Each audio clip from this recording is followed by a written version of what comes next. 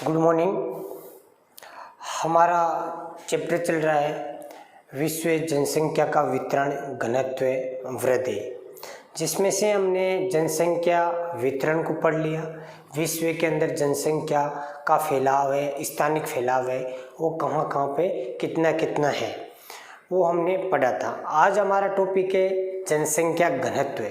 जनसंख्या घनत्व या जनघनत्व जिसको हम बोल सकते हैं। देखिए, जनसंख्या घनत्व और आपका जनसंख्या वितरण है वो भिन्न भिन्न कॉन्सेप्ट है, दोनों अलग अलग है। कुछ लोग क्या करते हैं, जनसंख्या वितरण को और जनसंख्या घनत्व को एक ही मान लेते हैं, लेकिन इसमें दोनों है वो एक दूसरे के विपरीत है। जैसे जनसंख्या वितरण है वो किसी प्रदेश का स्थानिक वितरण होता है, जबकि जनघनत्व के अंदर उस प्रदेश की कुल जनसंख्या और उस प्रदेश का क्षेत्रफल का जो अनुपात होता है तो वो आपका जनघनत्व कहलाता है। इस प्रकार दोनों भिन्न भिन्न कॉन्सेप्ट हैं, अलग अलग आपका बिंदु है।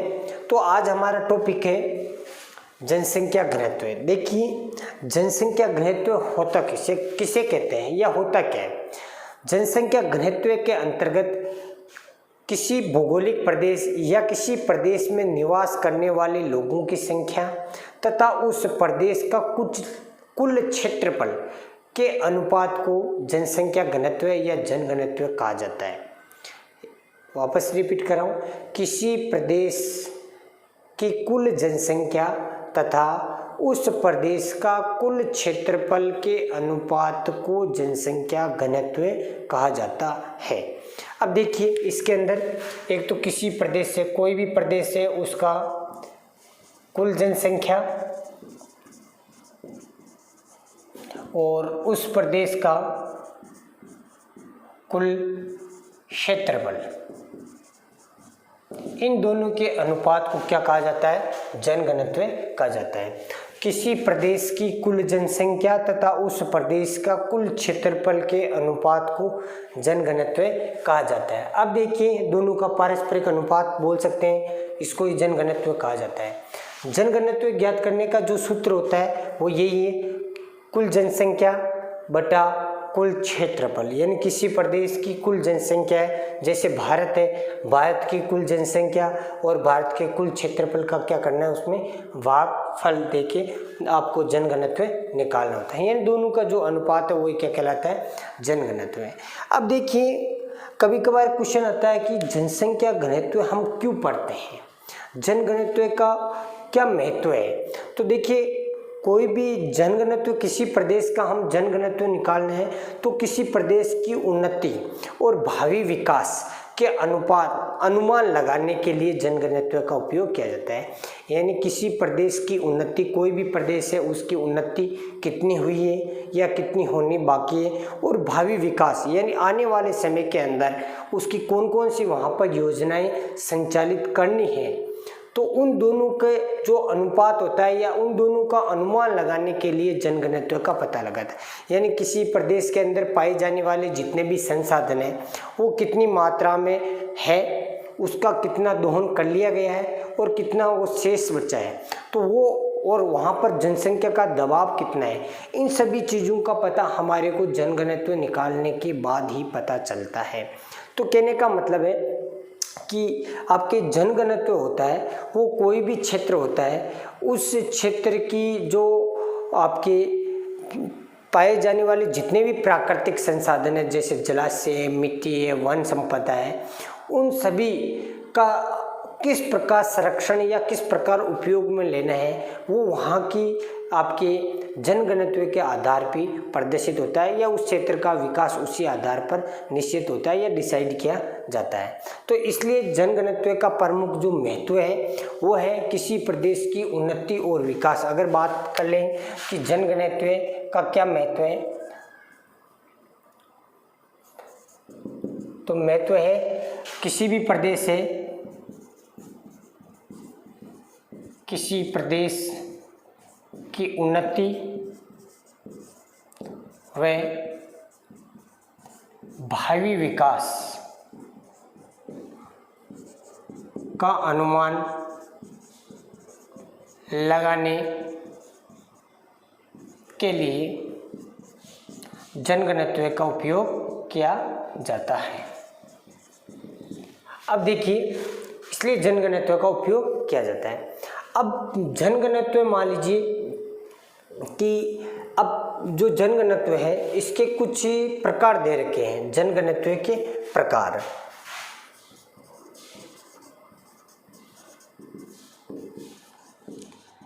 देखिए, जनघनत्व मुख्य रूप से आपके सिलेबस में 5 प्रकार दे रखे हैं। सबसे पहले है इसमें गणितीय जनघनत्व।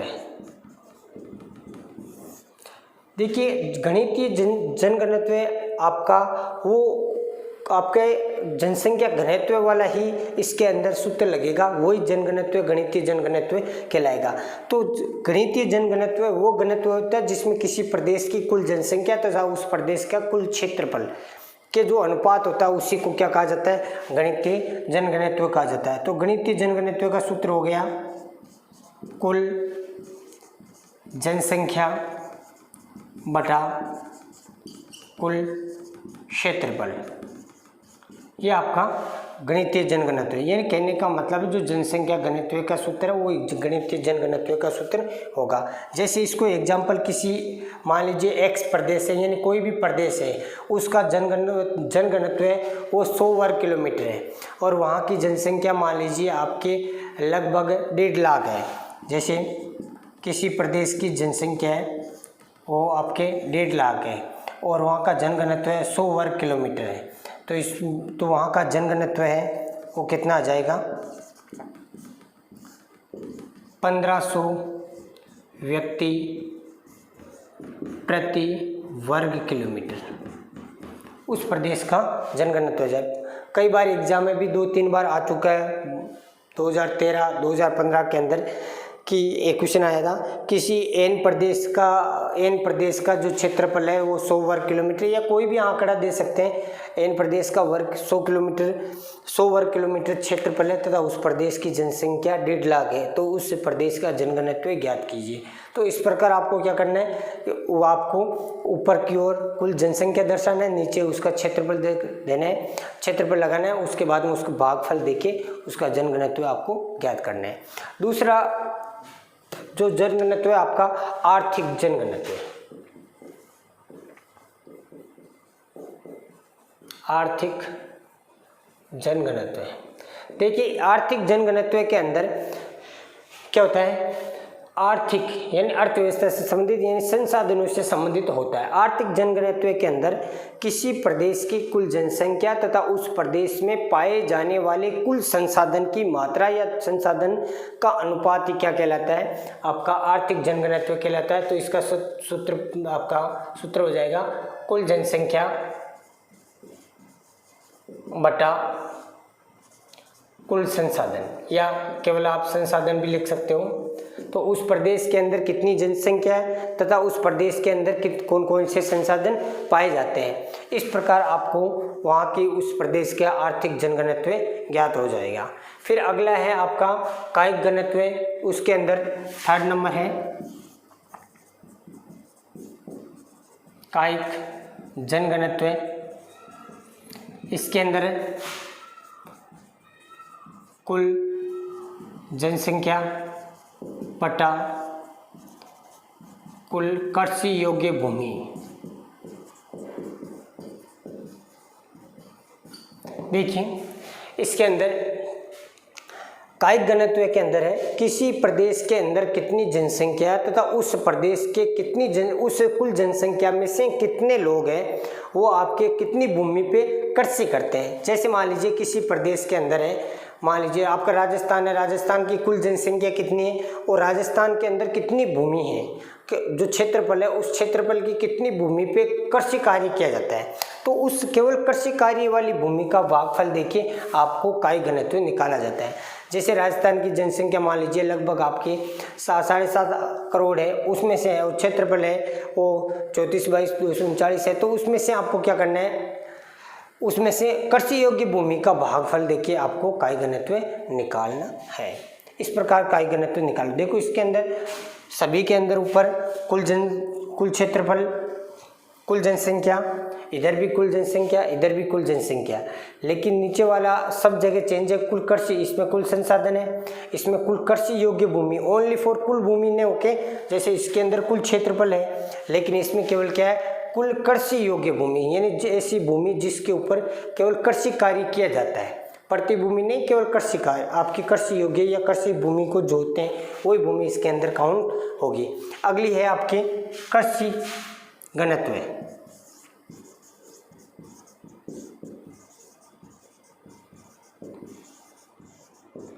देखिए कृषि, आपके कृषि घनत्व के अंदर आ जाएगा कि किसी प्रदेश के अंदर कृषक जनसंख्या, यानी जो ऐसे लोग जो केवल खेती कार्य करते हैं या खेती करते हैं, तो ऐसे लोग किसी प्रदेश के अंदर कृषक जनसंख्या तथा उस प्रदेश की कृषि योग्य जो भूमि होती है उसका भागफल देके आपको कृषि घनत्व ज्ञात किया जाता है, यानी कृषक जनसंख्या बटा कृषि योग्य भूमि। इसका सूत्र हो जाएगा कृषक जनसंख्या बटा कृषि योग्य भूमि, यानी कृषि घनत्व के अंदर दोनों ही चीज़ें हैं, वो कृषि से संबंधित है कि कितने किसान हैं, कितने लोग हैं, किसानों की वो आपके कृषि कर रहे हैं और कितनी भूमि जोत रहे हैं। तो कृषक जनसंख्या बटा कुल, मतलब कुल जनसंख्या को इसमें कंबाइंड मतलब शामिल नहीं किया जाता है, केवल कृषि कार्य करने वाले लोगों को इसमें शामिल किया जाता है। और ये जनसंख्या वो कितनी भूमि पे कृषि कार्य कर रहे हैं, तो कृषक जनसंख्या बटा कृषि योग्य भूमि, इन दोनों का अनुपात ही क्या कहलाता है, कृषि घनत्व कहलाता है। आखिरी आपका जो है पोषण घनत्व है।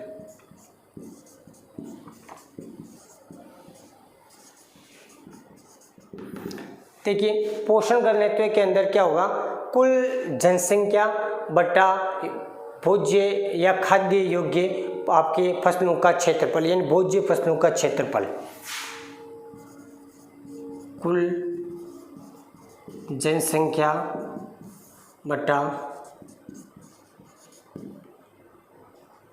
आपके खाद्य लिख सकते हो या भोज्य फसलों का क्षेत्रफल, फसलों का क्षेत्रफल। देखिए पोषण यानी खाद्य, खाद्यान्न से संबंधित है कि इसके अंदर किसी प्रदेश की कुल जनसंख्या तथा उस प्रदेश के अंदर जो टोटल कुल भूमि है उस भूमि के अंदर आपके खाद्यान्न फसलें हैं वो कितने क्षेत्रफल पर बोई जाती है, यानी खाद्य फसलें हैं वो कितने क्षेत्रफल पे बोई जाती है। जैसे गेहूँ है, आपके चावल है, बाजरा है, ये कितनी भूमि पे आपके बोई जाती है, तो उसका आपको कुल जनसंख्या में भागफल देके पोषण घनत्व निकाला जाता है। यानी पोषण घनत्व जो खाद्यान्न से संबंधित है, खाद्यान्न जो आपके उपयोग में लेने वाली जो फसलें हैं, जैसे आपके गेहूँ है, आपके इसके गेहूँ के अलावा चावल हो गए, बाजरा हो गया, अन्य जितने भी खाद्यान्न फसलें हैं उस खाद्यान्न फसलों का आपको क्या करना है, उसके अंतर्गत कुल जनसंख्या का भागफल देके पोषण घनत्व निकालते हैं। तो ये आपके 5 जनघनत्व के प्रकार थे आपके, जिसमें गणितीय जनघनत्व जिसके अंदर कुल जनसंख्या बटा कुल क्षेत्रफल, यानी देखिए कुल जनसंख्या ऊपर की ओर सभी के अंदर आपको ज़्यादातर आपको कुल जनसंख्या मिलेगी। एक कृषि घनत्व के अलावा कृषि घनत्व के अंदर केवल और केवल कृषक जनसंख्या का भागफल दिया जाता है, बाकी के अंदर कुल जनसंख्या है। कुल जनसंख्या इसमें भी है, इसमें भी ऊपर की ओर कुल जनसंख्या, इसमें भी कुल जनसंख्या, इसमें भी कुल जनसंख्या, लेकिन कृषि घनत्व के अंदर केवल कृषक जनसंख्या है। अब भागफल किसका देते हैं, इसके अंदर गणितीय घनत्व के अंदर कुल जनसंख्या बटा कुल क्षेत्रफल का दिया जाता है। आर्थिक घनत्व में कुल जनसंख्या बटा कुल संसाधन, यानी उसके अंदर कितने रिसोर्सेज पाए जाते हैं, कुल संसाधन कितने पाए जाते हैं, उनका भागफल दिया जाता है। कायिक घनत्व के अंदर कुल जनसंख्या बटा कुल कृषि योग्य भूमि का भाग दिया जाता है। कृषक घनत्व के अंदर आपके कृषक जनसंख्या के अंतर्गत कृषि योग्य भूमि का भागफल देके कृषक घनत्व निकाला जाता है। और पोषण घनत्व के अंदर कुल जनसंख्या बटा भोज्य फसलों का क्षेत्रफल का भागफल देके आपको जनघनत्व पोषण घनत्व निकाला जाता है। इसके अलावा अगला आपका टॉपिक है वो अब क्या हो गया कि विश्व के अंदर जो जनघनत्व है उसके किस प्रदेश के अंदर कितने जनघनत्व हैं। अब देखिए विश्व जनसंख्या का औसत घनत्व, आपको अगर बात करें कि पूरे विश्व के अंदर किस प्रदेश का जनघनत्व कितने कितने है, तो संपूर्ण विश्व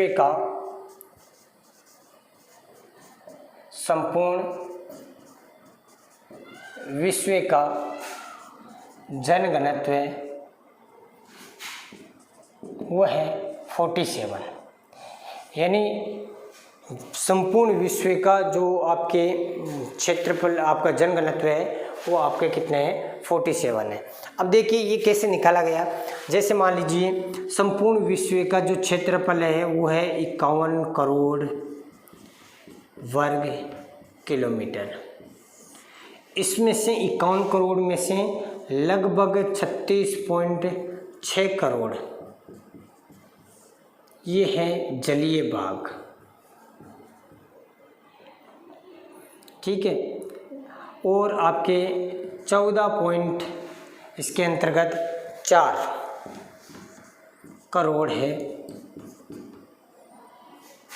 उसके ऊपर, ये आपका है कौन सा स्थलीय भाग या भूमि, जिसको हम बोल सकते हैं स्थलीय धरातल।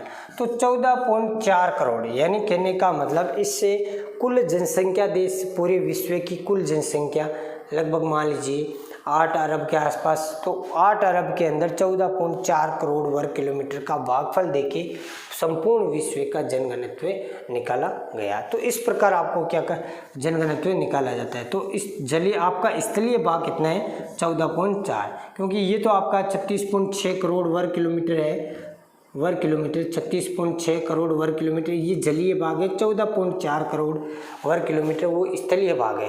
तो इस स्थलीय भाग का 51 आपके कुल जनसंख्या यानी 8 अरब के अंदर भागफल देके आपका जनघनत्व निकाला गया है। तो संपूर्ण विश्व का जो जनघनत्व है वो है 47 व्यक्ति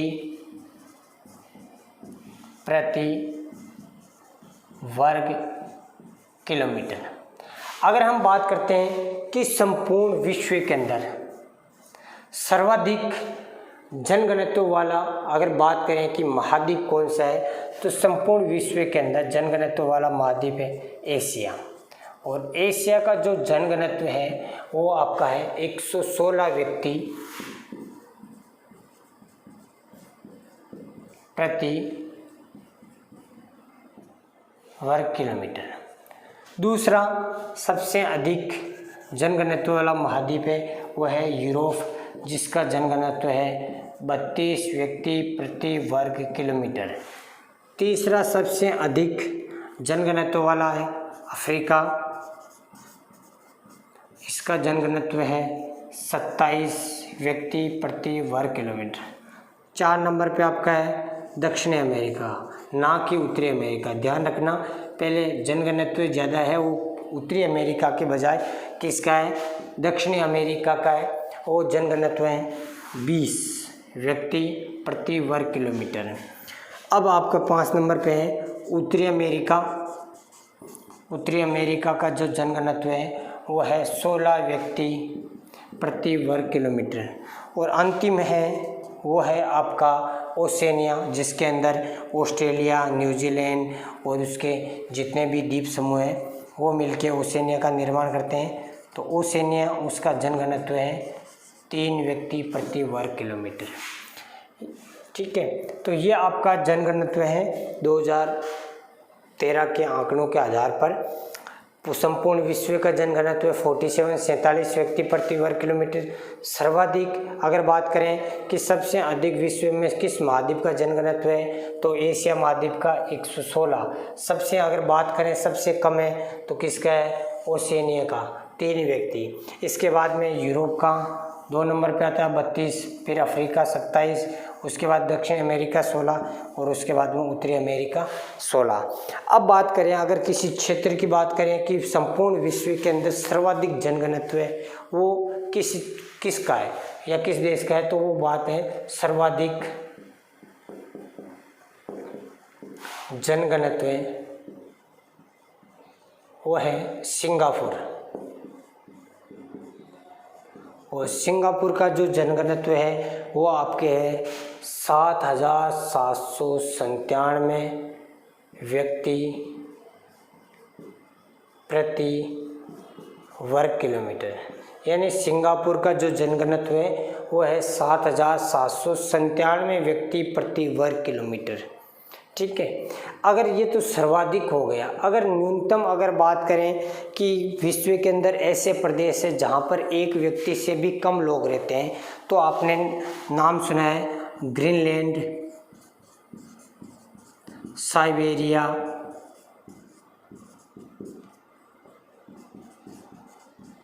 सहारा मरुस्थल, ग्रीनलैंड, साइबेरिया और सहारा, इनके अंतर्गत मात्र और मात्र एक व्यक्ति प्रति वर्ग किलोमीटर से भी कम लोग निवास करते हैं। अगर हम बात करते हैं कि भारत का जो जनघनत्व है वो आपके, वैसे तो आपको पता है 2011 के अनुसार भारत का जनघनत्व है वो 382 व्यक्ति प्रति वर्ग किलोमीटर है, जबकि 2013 के आंकड़ों के अनुसार भारत का जो जनघनत्व है वो 388 व्यक्ति प्रति वर्ग किलोमीटर है। तो ये आपका जनघनत्व का टॉपिक है। पहले आपको जनघनत्व की डेफिनेशन किसे कहते हैं, फिर जनघनत्व के प्रकार और उसका विश्व वितरण की किस संपूर्ण विश्व का जनघनत्व कितना है, किस महाद्वीप का कितना जनघनत्व है। इसके बाद अगर एशिया की बात करें तो एशिया के अंतर्गत अगर सर्वाधिक जो जनघनत्व है, अगर वैसे तो आपको पता है संपूर्ण विश्व में सिंगापुर है, अगर इन आपके दक्षिण एशिया की बात करें तो उसके अंतर्गत बांग्लादेश का नंबर आता है, बांग्लादेश का सर्वाधिक जनघनत्व है। तो ये आपका जनघनत्व के प्रकार और जनघनत्व का विश्व वितरण था। अगले आपके वीडियो के अंदर अगला टॉपिक पढ़ेंगे, तब तक पढ़ते रहिए, बढ़ते रहिए। जय हिंद बेटा।